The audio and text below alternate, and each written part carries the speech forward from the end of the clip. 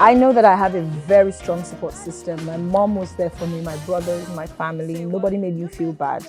What was important to my family was me going back to school and becoming the Waji that I am today. So for her very early years, my mom took her, my mom's sister helped as well, bring her up. So it wasn't, I didn't have that story of, oh, the dejected. Of course, people made me feel bad. Once in a normal thing, we are Nigerians, but it wasn't, I'm still here. So really, that's it. That's my story. Don't you worry, I'll treat you with care. So I like the way you roll it.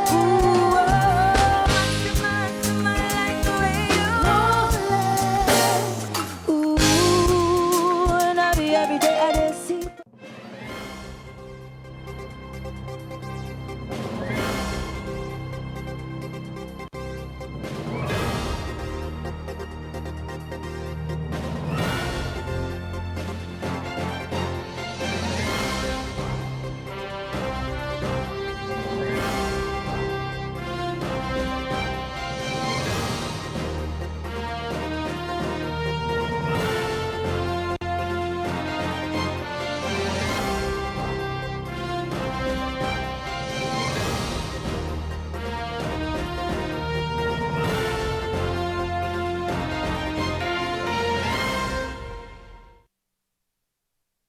A very warm welcome to this week, 60 minutes of analytical review of the big stories, topical issues and all the controversies around the world.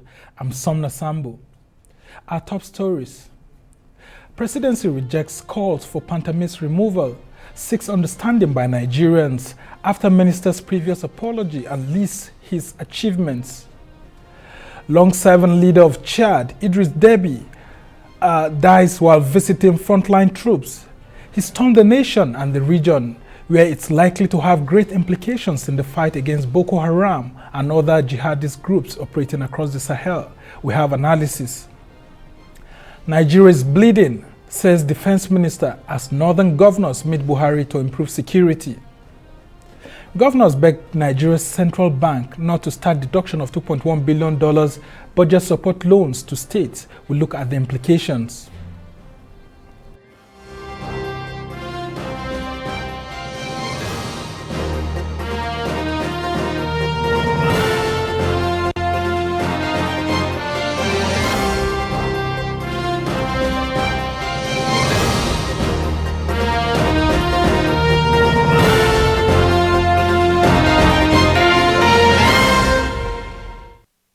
The presidency is backing the Minister of Communications and Digital Economy, Issa Pantami, over his comments supporting terror groups.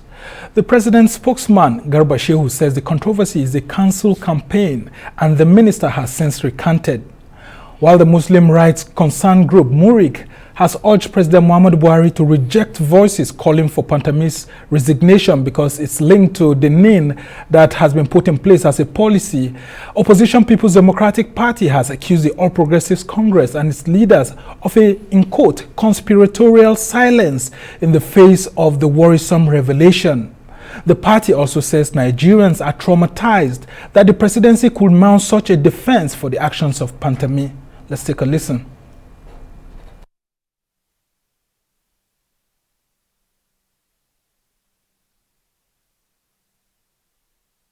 One of the startups we attended the event with is called Chiniki Guts. Chiniki Guts, it is an artificial intelligence. All right, sorry about that. To take a look at these issues, I'm now being joined by Emmanuel Ume, who is a public affairs commentator, and by Babatunde Bank Anthony, who is an APC chieftain in Lagos, but is here on a visit to Abuja studio. Good to have you, gentlemen. Let's start with you, Babatunde. This is an issue that's generating a lot of uproar across the country, and the presidency said, look, they stand by Pantami. What are your views about this? Good afternoon, ladies and gentlemen, viewers at home. But let me make something very clear. I will not be speaking on authority, but I want to say clearly that I would not like you to use the word presidency, to be sincere, because Shehu Garuba is an SSA to the president. He's not a cabinet member. Let's get that clear. he has a boss, additional advisor. Then the spokesman for the president is Alhaji Lai Mohammed, who's a minister in charge of information. Well, for the government. For the government. So if you say for the presidency, I mean, let's get this thing very clear, because we know the system we run. I would tell you that Shehu Musa has been speaking his own personal views. But that was a statement authored by him. And the president has not denied that. President Buhari has not said that he didn't send him to write that. With due respect, Shehu does not report to the president, he reports to the chief of staff. Let's get this thing clear. Let's get this thing very clear. How much damage has that done to your party? No. You see, let me make something clear to you. It's not about the damage. It's not about the damage, to be sincere. I'll be very honest with you. It's not about the damage. Let's look at things objectively. The minister in question, he has come out with his own apology or whatever. To many Nigerians, it's not good enough. Even to me, it's not good enough, right? Some have said that he didn't make an outright apology. Don't forget that this same thing, there was a report by DSS, and they found this thing in the report, that this was part of his past. National Assembly, what did they do with it? Well, the DSS has come out to say that didn't really happen. That was their former director. And really? All of Okay. But if the former director was there at that time, you understand me? There was a due diligence that must be done before a minister was appointed. Do you understand me? I would say that our security services are not capable enough, or they are not doing enough to kind of analyze and put on the table who our ministers will be, for whatever reason it is. Whether it was an ex-director or a current director, right? They claim it was done. So is the DSS telling us again now that they didn't do any due diligence on ministers? So don't let's be going around in circle. Okay, let's just hear your views. I mean, what do you have to say about that? To start with, I kind of disagree with what he said when he says Lai Mohammed doesn't speak for the president. Sorry, Shehu doesn't speak. Garba Shehu doesn't speak for the presidency. Yes. I tend to disagree. Okay. If he doesn't speak for the presidency, by now I feel that president, I said presidency, president, he should have been fired. The main fact that he hasn't been fired, it means that the president or the presidency accepts what he said in total. So for me, I feel denying and pushing away Garba Shehu, from the president, he doesn't hold water. He speaks for the president. He would not release those press statements or even go on national TV and speak on authority without the president's approval. So when we come and say, oh, no, you should separate him, he has a boss. No, he speaks for the president. So what do you make of the PDP's statement saying that there's a conspiratorial silence by the leaders of the APC I agree, on this matter? I agree in total. I can't even remember of any APC leader that have come out, probably maybe, exemption of him, that have come out to say, what Pantami did was wrong. Everybody is keeping quiet. Why? Are we now saying that we are a country that have accepted terrorism or sympathizers of terrorism? Are we now saying that our country can't even do due diligence if DSS is coming out to say, oh, they did not say that, they did not at any time make such claims? So they are accepting that they didn't do due diligence. That it means that they did not do their work. How a man would have that kind of radical view, and all of a sudden, Garba Shehu comes out from nowhere and said, oh, he has repented. In fact, he was so ridiculous to say that Kemi Adenoshu's issue is even way more, higher than what Pantami did. That was so ridiculous of Okay, now let's talk about the failure of institutions here. Before a minister is confirmed, there's a security report that must be made available by the DSS to the Senate, and the Senate will take cognizance of that and then take a look at it and see what can be done. Are you saying that our institutions actually failed this nation during that ministerial screening? One thing that is clear to us is that we have weak institutions in Nigeria. I know that. We are very weak. Or did they make it available to the Senate, and the Senate refused to play its role? Well, I will give you a scenario. The last Senate. Magu was not confirmed based on the DSS report given to the Senate. Do you understand me? So they acted on it. And it was told throughout, it was not confirmed. Because the DSS made available to the Senate this is their findings on this man. So that's stock. I mean, with due respect. So in this instance, we wouldn't be blaming the DSS Wait, if it made available yes, this. Of course. So what now happened at the Senate? The point is that if they made this available to the Senate, and the Senate brought it aside, I want us to confirm, well, who do we blame here? We blame the Senate, or who do we blame? Or do we blame the presidency? Let me make a point to my brother here. The presidency is not an individual. And I'm sorry to say to Shehu Gaba that his views are not the views of the APC. His views, right, are far from the views of the APC. And one will be wondering why the APC has been quiet on this issue. Excuse me. Because we would have expected a statement Sambo, from the party. His views, comparing Kemi Adeosun scenario, Kemi did the honorable thing. Nobody told Kemi resigned and left. You understand me? I mean, is he holding brief? Is he the spokesman for Pantami, or for the president, or for the presidency? What role is Shehu Gaba playing now? You know, let's look at it objectively. And the government will practice. Who does he work for?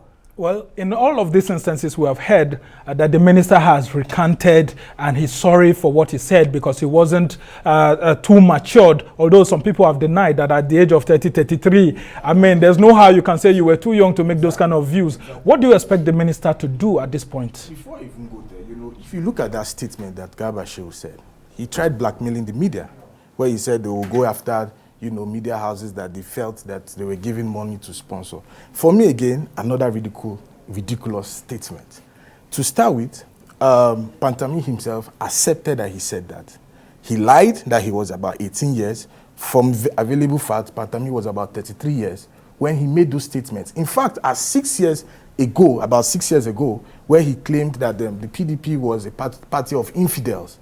You know, so I'm wondering why, you know, a man would claim and said, oh, he was about 13 or 18 years old when he made... No, he was actually 33 at that exactly, age. but that's what he said. That's what Pantami himself said. Okay, so, now, yeah. what should be done in all of this? He should resign. He should resign. And then I mean, you know, it's difficult for people to resign in this part of the country. If he's not ready to resign, the president should fire him, and then... I mean, the president can't be firing him when it has issued a statement that they actually stand within. The president can recount himself. Let me make something clear to you, right? Government is a big business. And I remember the NSAS crisis when it happened in Lagos and people are making a lot of noise. They're waiting for the president to talk. There must be facts on the table. Even all these reports that DSS made available to the Senate, the president himself may not be aware of this report because the presidency would have probably buried it if they want to. If you have people like Shehu Garuba views, right, I'm sorry to say, things like that, he could bury them. I'm telling you, he could bury them. For me, if with the way Pantami has spoken and has accepted some responsibility, right, I'm not holding brief for him, it shows some kind of honor and courage. He could resign. Kemi Adeosun resigned. And some people have said that if he doesn't resign, then he should face the law. Because a Senator Ali Ndume, was charged to court for alleged terrorism, for allegedly having conversations with Boko Haram alongside former Vice President Namadi Sambo and all of that. Why I said, and some people have said that could be done to him. But some people have also said that the Terrorism Prevention Act, which we have in place right now, was put in place in 2011 before... that some of these acts were committed before that law came into place. It doesn't matter. You see, the point is that if you want to build... Very quickly. If you want to build strong institution, the president does not need to tell who to tell, to invite Pantami for questioning. They're there. All right, just very quickly. They don't what should be done? Very quickly. That is it. Pantami doesn't even have any immunity, so I think he should be invited and then necessary steps taken, probably arrested and charged to court. Thank you, Emmanuel Ume, for joining us, a public affairs analyst here in Abuja. It's time for a short break. There's more when we return. Stay with us.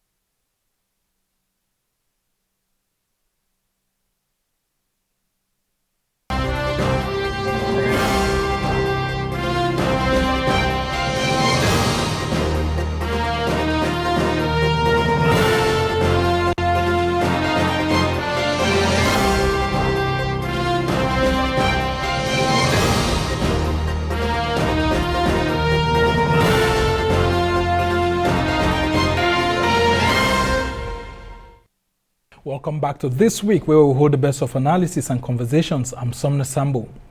Chad's longest-serving president, Idris Deby, has been buried after he was killed while battling rebels at the front line. He was killed hours after provisional election results showed he was heading for his 6th term in office. His funeral has taken place in N'Djamena, and his son, Mahatma Idris Deby Itno, has replaced him in power as the head of a military transitional council, a move the opposition says amounts to a coup. Among those who attended the funeral on Friday was the French President Emmanuel Macron, as well as several other regional heads of state. Despite warnings by the rebels that they should not come, Mr. Macron and the United States and other Western countries were strong backers of the late president, who was seen as a close ally in the fight against Islamist militants in West Africa and the Sahel region. Let's listen. Aussi le deuil d'un ami et d'un allié fidèle. I share too the loss of a faithful friend and ally, because you were amongst the first to answer the call from countries in the region to defend Africa against armed terrorism in the Sahel in 2013, and to come to the rescue of your Malian friends side by side with France.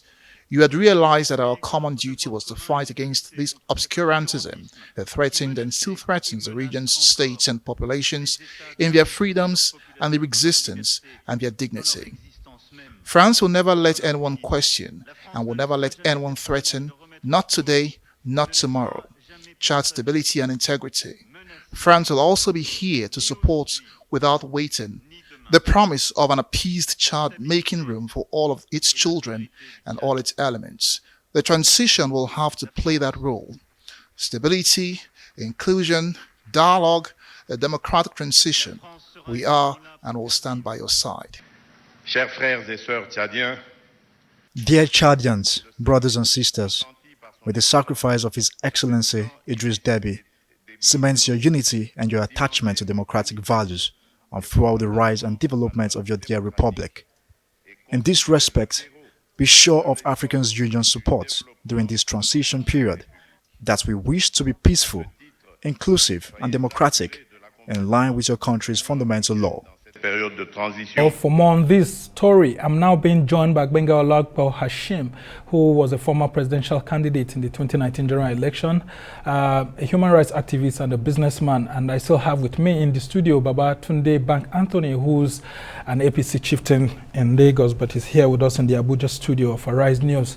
Let's start with you, Olagbo Hashim. You wrote a piece during the week on the implications of the political developments in Chad for Nigeria.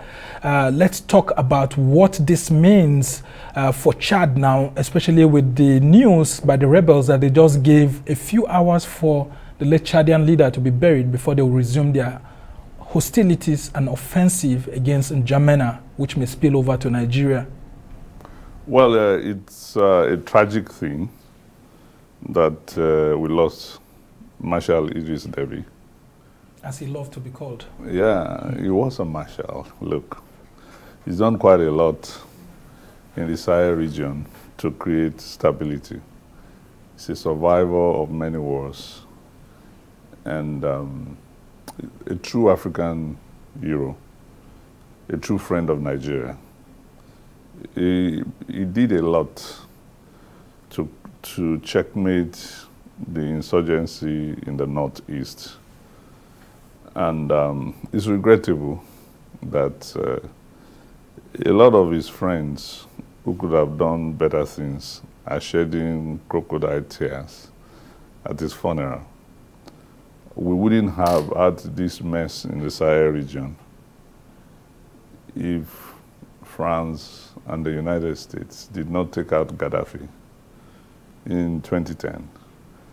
And that was the critical buffer against Al-Qaeda in the Maghreb. Once that was removed, you have free flow. And not only was Gaddafi, removed despite the opposition of the AU presidents, this was a mistake.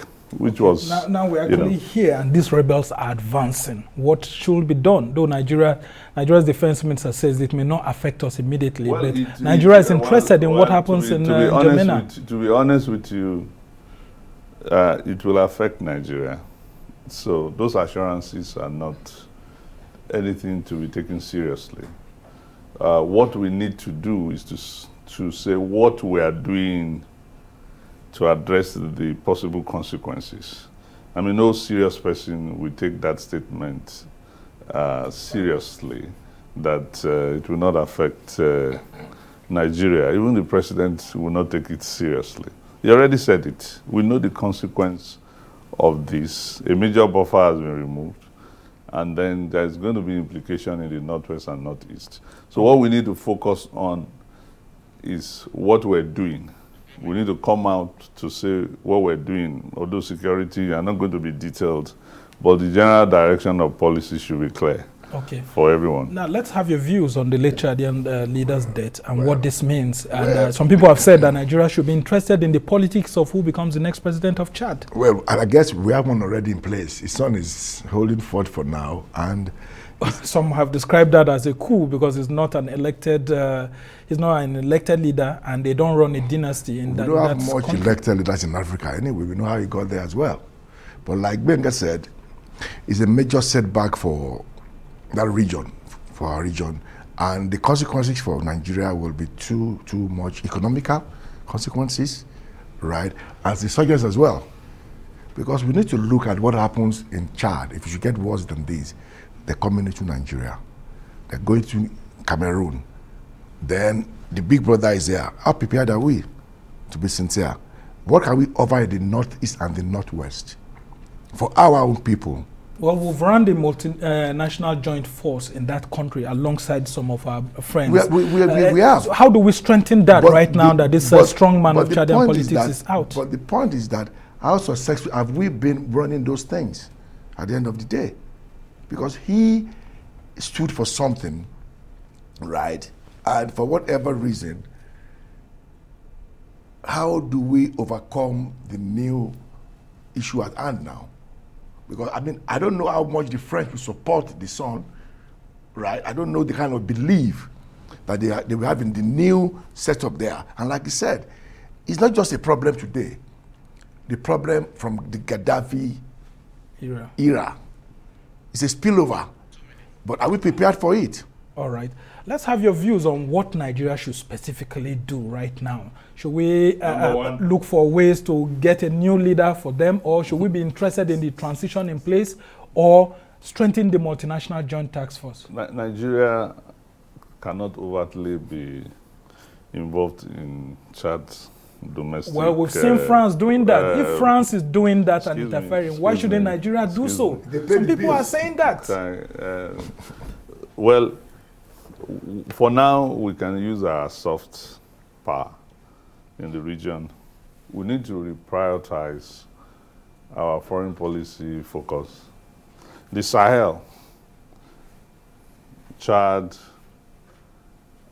Sudan, Niger, Mauritania, Mali, Burkina Faso, they are very crucial to Nigeria right now. This should be the focus of our foreign policy right now. They are fundamental. Very quickly, 60 seconds, we'll have to go. We can reprioritize our resources in external affairs. There are many embassies you don't need in many European and states, and use the resources to focus on this area. Since you have 60 seconds, there is just very little that you can say. That I can say in 60 okay, seconds. What would you say actually But before? You need to reprioritize how you deploy your resources. Just before we go, how do we ensure that the 18-month window that they have to transit to a proper democracy is well achieved without chaos? You mean for us, Nigeria, or for the Chadians? For the Chadians, how do we help them to achieve that? I guess it's to the focus of our own foreign policy on Chad. We need to do that, and we need to encourage, even no matter what you say about it, the French people has a role to play in stabilizing Chad for now, because who paved the piper dictate the tools. That's what so many people have said. That if we have to play that role, then we'll have to also bring out the monies to play that critical role. Well, it's time for a short break. There's more when we return. We must thank you right now, Babatunde Bank Anthony, for staying with us, but we'll just have to go on this short break. Stay with us.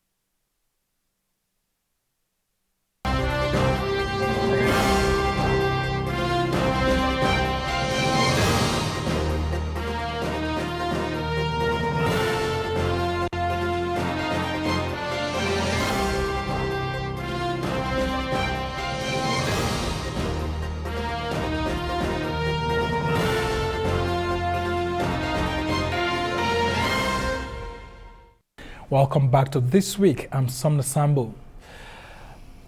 We have joining us right now Professor Abiodun Adeniyi, who's a Rice News analyst, and we're still taking a look at the death of the Chadian leader, Idris Deby Itno, and what has happened there. And I would just want to come back to you, Benga Hashim, who has been here with us. This issue of the Chadian leader's death has been attributed officially to him being killed while fighting in the front lines. But some have said that it looks like a coup actually happened, like he was shot by either people within his team, or it may have been a sniper attack and all of that. What do you think, in your own view, could have happened? Something similar to what happened to and what do you say about the threat by non-state actors, not only against Chad now, but even to countries surrounding the country? I mean, the reality of it is that those who did what they did from Libya, they have the capacity to do such a thing in any country in the Sahel. That's very clear. And that's quite dangerous, not just for presidents, but for high-profile figures, businessmen, clerics, human rights activists, people who have views that those who are launching the operation don't agree with. So it should be... So you hold that view that he was actually taken out? He was taken out, I mean, very seriously, but probably in an operation coordinated by the insurgent forces in Libya, because they must have a base to do.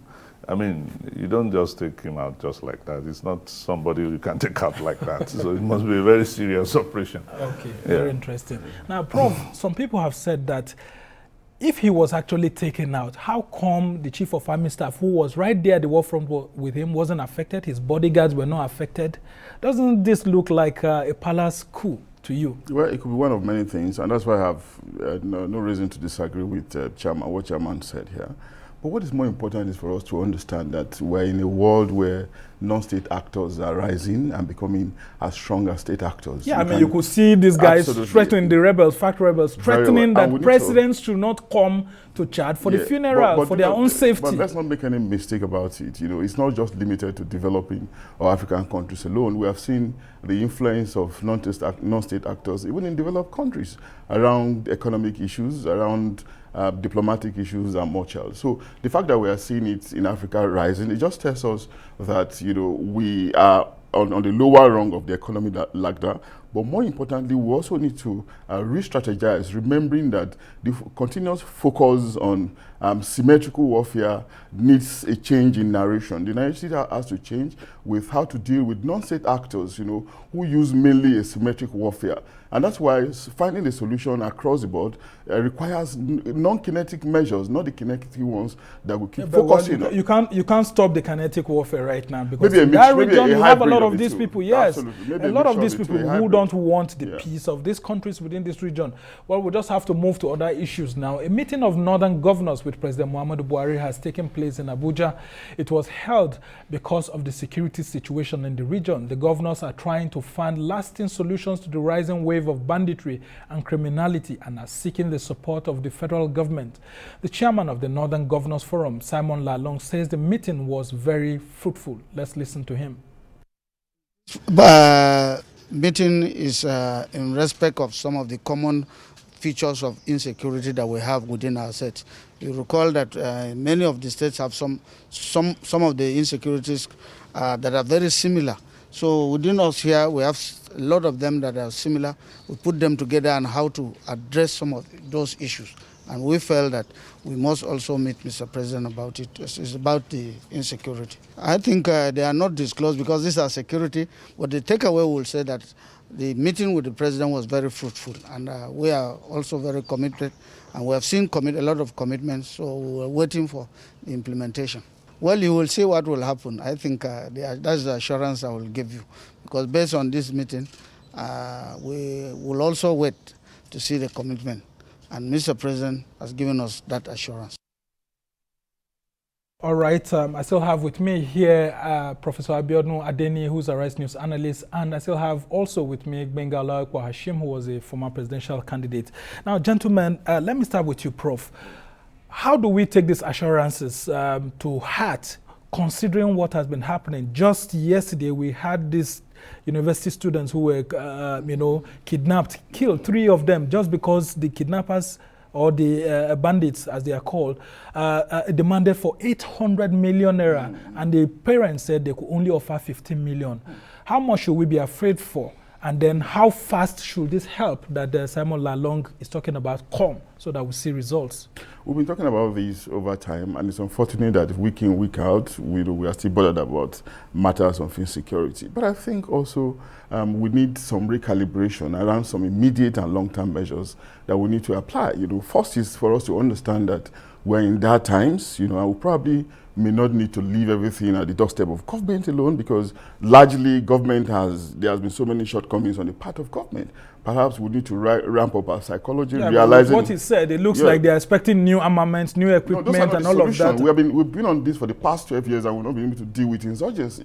And that's why I was talking about the use of non-kinetic measures, dialogue, discussion, negotiation, so that we can find a solution 12 years down the line, and the thing is multiplying. We are seeing disturbances in the southwest and the southeast, and banditry and all of that. Perhaps we need some recalibration, but beyond the government as well, on the part of the citizens, some heightened form of consciousness, so that we can take some measures, to mitigate some of these things happening. Look at the Kaduna-Abuja road, for instance. Female soldiers have been there. They've been doing a fantastic job, but criminality is very dynamic, and they thought of another way to strike, and they went for a vulnerable university where the fences are hardly there, almost like somewhere in the bush. That place is what criminologists will tell you that it's crime premeditated. I mean, it's a precipitation. There are so many conditions around the school that can precipitate crime, and of course, they took advantage of it. So why don't we think of measures? Why don't we go around schools, maybe avoid boarding school for now, then increase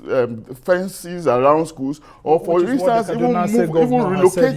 relocate some schools. Okay, now let's talk about what Governor El-Rufai has said. This is the state that is at the center of all of this for now, alongside with some other states. He has said that these criminals need to be taken out. They need to be killed. He doesn't subscribe to the non-kinetic measures that you're talking about. What do you say to that? Well, I think let's spend our time productively. And, that's his own personal view. You understand? And people can afford to be emotional, but we need to be sober in this very serious. He knows a lot of things that are happening security-wise. Yes. So if he's not going for dialogue, doesn't he have better information? He doesn't have a police that he controls. So how can you be making threats when you cannot deploy police by yourself as a state governor? If the governor of California issues a threat like this, I will take it seriously, because you can deploy police. El-Rufai cannot deploy any police. Well, he said this is no longer a police action, that it has to be with military. Now, so the point is this. You have asked for a series of actions that should be taken. There are actions that a prof called non-kinetic. There are those that we call kinetic action. Now, force, the use of force. I've said repeatedly, governors should be able to deploy police. They should have their own state police. We need to do that right now, so we can hold somebody responsible in every state for some local security before matters escalate to the level of the federal government. I mean, they are still dancing around this issue. They met with the president.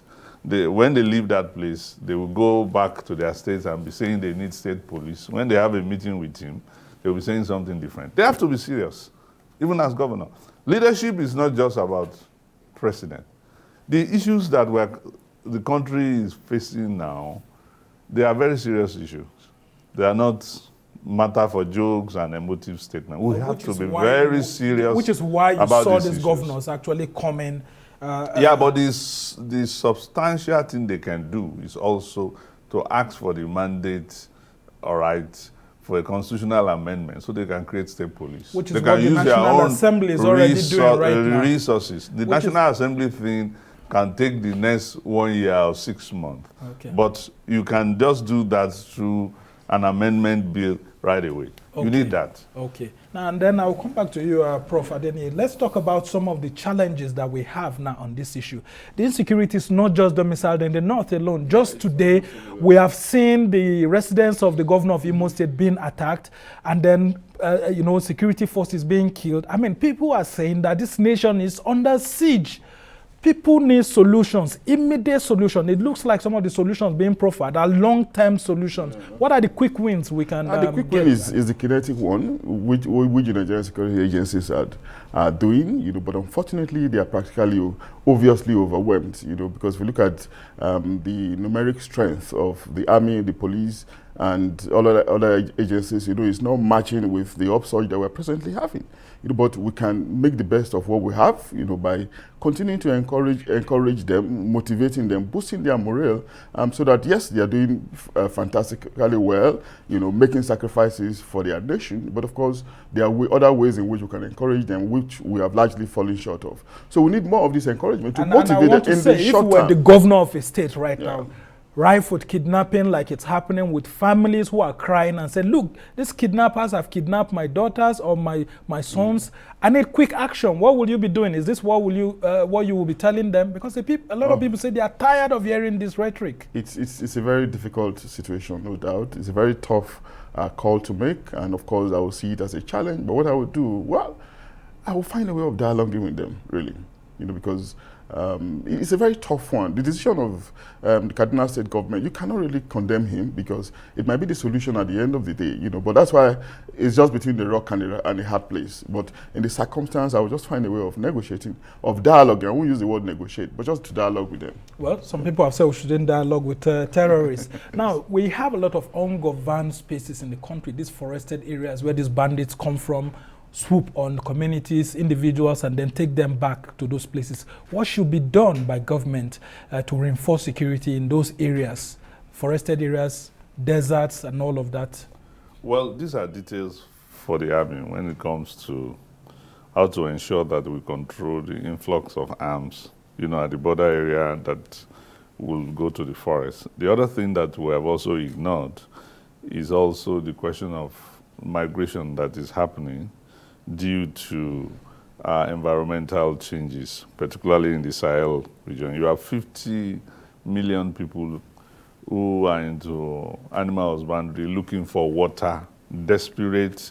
They are harmed and with mixed groups. And they don't see these borders we are talking about. They simply want to survive. And they are going with their own hands, looking for water. And so what are you talking about? Now, so you have to also put that within the context of your policy. And that's why a foreign policy initiative that has in its components a strategy and cooperation in the Sahel with all the principal partners like France, America, needs to be fashioned out to be able to do that. During the week, we had the Minister of Foreign Affairs alongside with eminent Nigerians taking a look at the foreign policy.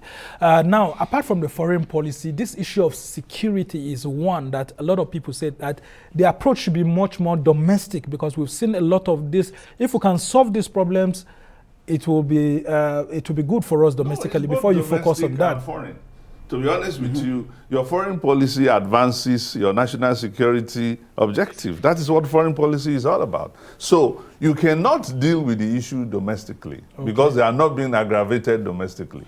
Nigeria has always had the capacity to solve a domestic security concern. We even went to Liberia. We went to Sierra Leone. Yes, which we made a success out of it.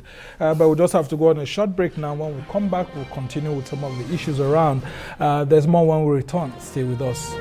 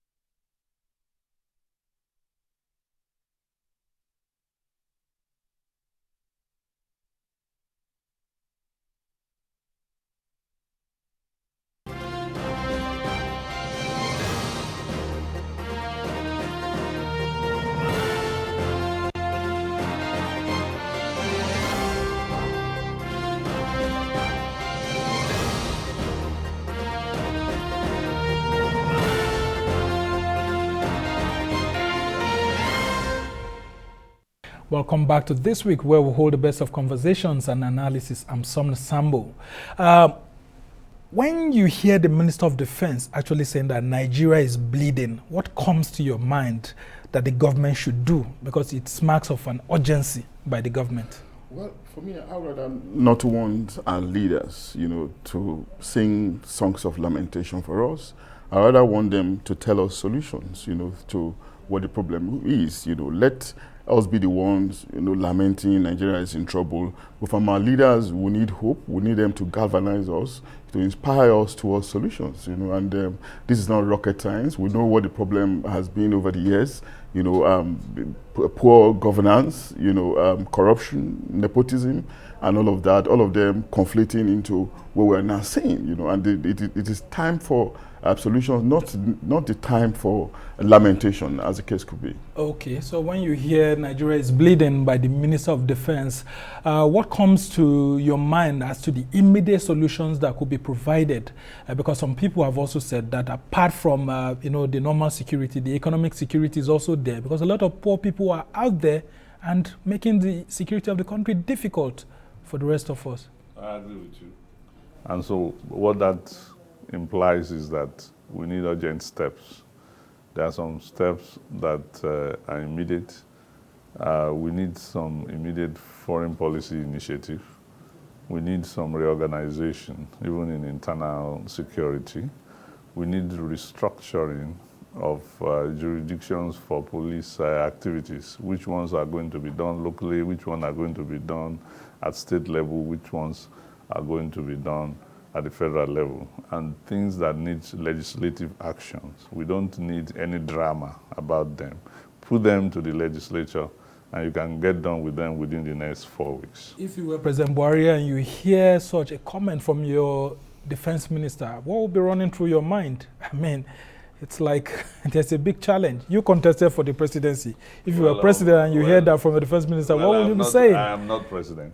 So I can only recommend to them what I think they need to do right now. He's the only one that can answer that question. What is running All right, we must move to other stories now. State governors on Thursday at the monthly meeting of the National Economic Council appealed to the federal government to postpone the repayment of the $2.1 billion budget support facility to states, which was scheduled to resume in May. But the governor of the Central Bank of Nigeria, Godwin Emefiele, kicked against the appeal and enumerated the technical challenges involved should there be a further postponement of the deductions. So we are back to this. Is this a fallout of Edo State Governor Obaseki trying to raise issues which has now opened up the governors before the CBN? And the CBN is insisting that this money must be paid. Yeah, it's just one person. It's not only the PDP governors that are affected, even some APC governors are also affected. So I'm not going to attribute it to that. I will just regard it as a monetary policy measure, And of course, if you borrow money, you need to know that you are going to pay at some point, But on the other hand, maybe the CBN can look at the appeal on the ground that the states have critical roles to play in the measurement of our GDP. They looked at the appeal last year, and the CBN extended it to this year. How much more extension do you think the CBN should be engaging on? Nigeria is also owing at the bigger level, and we are busy always negotiating with our creditors. But most importantly, Somna, we have to go beyond just availability of resources, acquiring loan, to how these loans are being used, Are they being frittered away? Are they being wasted? What is the transparency mechanism that we have in place? And if we have them in place as well, have they been well implemented over the years? And if they have been well implemented, why are there no evidence? But the contrary is what we are seeing. That's the only regret I have with some of these loans and the appeals the governors are making, even if some of them are doing well. Well, some of these governors have said that they are currently unable to pay the minimum wage, a lot of demands in their states and all of that. That's why they are just appealing to the CBN to take a look, to shift it again. What's your view on all of that? Well, there is no central bank that is collecting payment back from anybody all over the world. Most central banks are sending money to states, to local government, to entrepreneurs, because this is a period of recession consequent on COVID-19. So even the US, every reserve bank is printing money. So let's be clear about that. So I think central bank is only overreacting to the comment of Edo State governor, and Edo State governor should know better, before making such statements. Yeah, but isn't the central bank right to ask for its monies to be paid back? Yeah, what I'm saying, because these were budget support loans, they are actually tied to specific things, and the money is meant to be repaid. But nobody is repaying loan anywhere in the world now. Well, everybody is getting moratorium, whether in the United States or anywhere. This is not the time to repay loans. That's global, that's standard, you understand. But I think the central bank just wants to make a point that, look, we can do something. And then back to Prof's statement, which I think is very important. There's need for accountability, even at the state levels. We have a lot of focus most of the time on, what's the president in this ministry doing with this money? But you don't have such level of detailed focus at the state levels. The level of independence of the state legislatures to audit the governance on finances is extremely weak. The independence of the judiciary at the state level. And that's why you have this strike by some judicial workers. They also want independence. So as we are also clamoring for decentralization of powers to the states, we also need to see more institutional reform to ensure that there is accountability okay, at just that very level. quickly before we go to the next topic. If the CBN decides to go ahead with this loan deduction, what impact do you think it will have on the states? Well, I think it's very clear. Maybe purchasing power will reduce, and of course there will be argument around inability of resources to complete some of their projects. But it could be, again, at the level of pronouncements, because the evidence not there across the state. We're increasingly seeing more of politicking rather than governance, ahead of 2023 general elections. And that's not what the situation should be in present times. We're seeing lots of traveling among a lot of them, traveling for political reasons, political purposes, as against being in your state and governing the state properly, properly as we ordinarily expect. Let me also have your views. Peradventure, the CBN goes ahead to start deducting the allocations of these states to repay the loans. What do you think will happen to many of these states who have been unable to pay salaries and so many things? Well, I think the CBN should not do it. They shouldn't do it. The whole society, whether it's local government, entrepreneur, this is the time to push more money to people to spend. There is actually there is actually no, this is basic economics, that when you have this kind of major contraction, it's not the time to withdraw money, either to be asking for repayment. Yeah, but this time actually to push happened money. even before the COVID. Don't forget, it happened from 2016. Yeah, but the COVID happened. Nobody projected there would be COVID. This is the time. You just want to kill people, No, but don't withdraw money by this saying loan, that. shouldn't they have also put in place mechanisms for repayment? Because, this is like 5 years after. Shouldn't they have put in place those? When some unforeseen contingencies happen, such as disaster in the farm, or there is fire outbreak and all this stuff, you sit down to reschedule your loans, even with your creditors. So do you foresee there is no hard rule about that. And don't let us overflock this issue. I don't see any do you any foresee stalemate. do you foresee a political solution to this? Because the CBN governor also has to come out to show strength in the face of him being brought down by the same state governors. There's going to be a political solution at the end of the day. We are just saying our own here. I see them sitting, making telephone calls here and there and resolving this matter. But again, it just tells us that, it's a reminder really to the state governors, to the state governments, that money is being owed and you have to pay. So like he said, you come back to the table, you negotiate and tell us when this money will be paid. So it's just a reminder. It's going to be like a reminder at the end of the day. All right. Thanks so much, Professor. And a caution. Okay. They should be careful the way they open their mouths. Okay. Well, I think they would have learned so much about that, because the APC governors distanced themselves from Governor Obaseki, while the PDP governors supported him, but with some cautions. Well, we must thank you, gentlemen. Professor Abiodun Adeni, who's a Rise News analyst, has joined us on the show, and our friend here, Gbenga Olapo Hashim, has also joined us. He's a former presidential candidate. I must thank you for your very incisive statements you've made here and analysis of the issues that happened during the week. Well, that's it for this edition of This Week from me and the entire team here in Abuja. Goodbye and thank you for watching. I'm Somna Sambu.